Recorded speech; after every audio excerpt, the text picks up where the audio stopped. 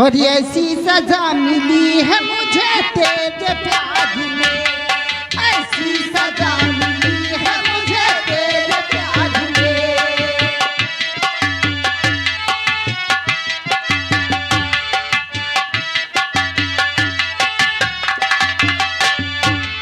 ऐसी सजा मिली है मुझे तेरे प्यार में, ऐसी सजा मिली है मुझे तेरे प्यार में, तेरे प्यार में।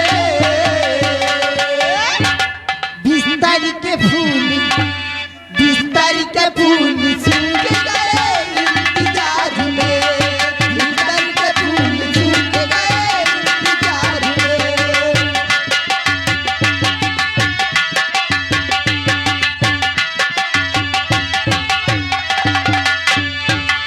अब कितनी देर बाकी है सब होशियार में,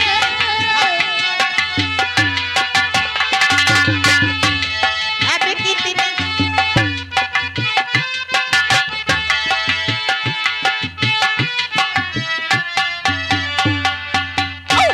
गाड़ी न छूटी जाए कहीं इंतजार में, गाड़ी न छूटी जाए कहीं इंतजार में।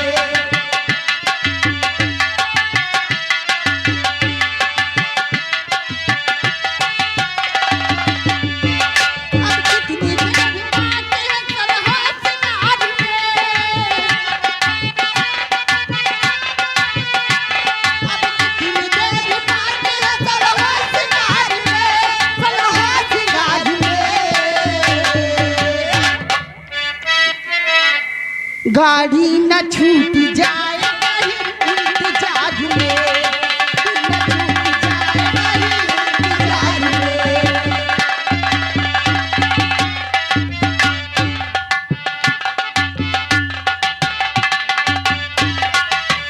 हेलो, ये दीदी क्या बात है? चलती चलती कहीं ना है, क्या कर रहे हैं बताओ, बताइए।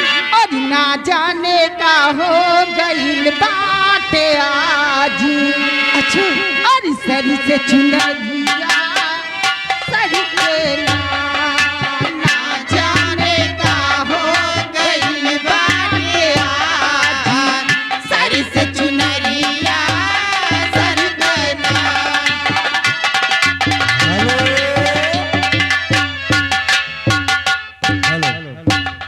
ये आ गए हमारे सर सम्मानित चाचा जी यानी लल्लन सिंह।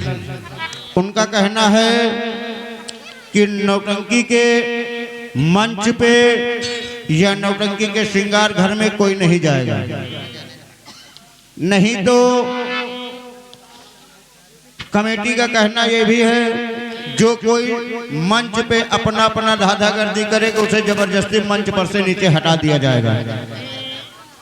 इसलिए मंच पे कोई नहीं चढ़ेगा और नौटंकी के श्रृंगार घर में कोई नहीं जाएगा, अन्यथा वो अपने आप में बेइज्जती महसूस होगा, उसको बेइज्जत कर दिया जाएगा। धन्यवाद, शुक्रिया।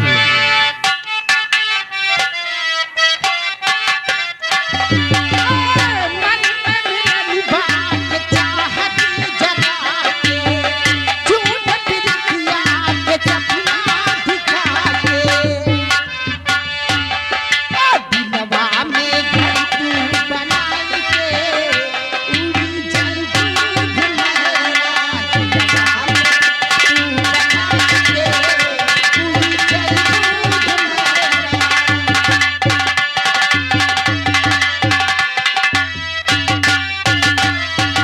उड़ी जय घुमेला हो, उड़ी जय घुमेला, उड़ी जय घुमेला हो, उड़ी जय घुमेला।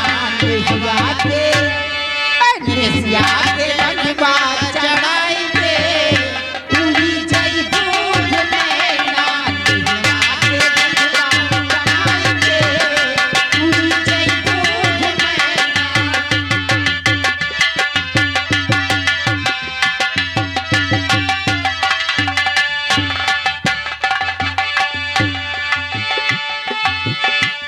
ओ मन मरी लगवा के चाहती जगा के,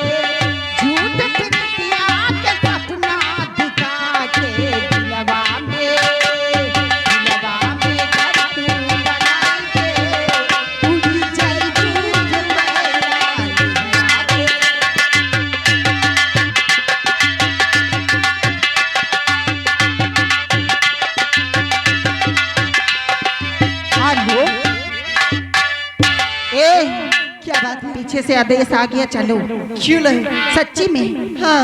अरे बहुत प्यार करते हैं तुमको सनम, बहुत प्यार करते हैं तुमको सनम। कसम चाहे ले लो, कसम चाहे ले लो, खुदा की कसम, बहुत प्यार करते हैं तुमको सनम, बहुत प्यार करते हैं तुमको सनम।